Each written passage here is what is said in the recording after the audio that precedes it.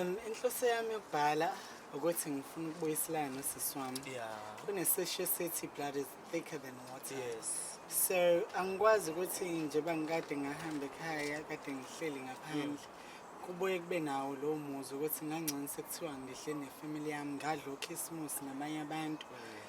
Especially lo last year uyona yeye wangizwisa kabuhlungu ngasho ukuthi ngangcono sekuthiwa benginosisi wami ngoba usisi wami wenzani njengamanje. So and indlela engahamba ngixabene ngayo naye angiyithandi. So that's why ngifuna ukuthi ningi accompany sambe ngiyacela ukuxola kuyena sibuyiselane angamtshele futhi endle ngiyona.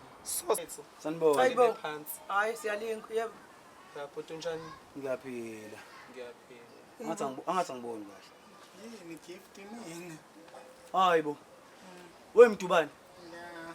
Hayi webo. Asangibiza uMdunguliya igama. Ngeke ungichazele. Hayi siyalingwa. Ehlisana umoya. Wena ungahamba iminyaka emingaka ubuye usuzositshela ukuthi sikubize ngoliya. Hawu namfo wangubani bo? Ngazi impepho zoshisoba. Hayibo. Inkomo zikababa. Lalela inkomo zikababa. Lalela. Wemdu ongichazele kahle. Phela mina nawe sasifunda ikasi. Ngabe ngizothini ngimani baba? Siyisheni mina nawe. Mina nawe sasiyisheni mina nawe. Sidla ingane kanti wenza njani enganeni? Ongakakhiwa ongayimlazi. Zele sibuzo. Yayibona into engilethelana. Yebo. Sis. Ngizobuyisana nawe la njengodadewethu. Ngizoyithoba kuwena.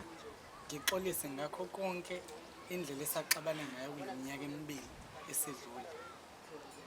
Ubaba unomfana nentombazane uthi kwenzakaleni manje? Wesisi athi ngichazani.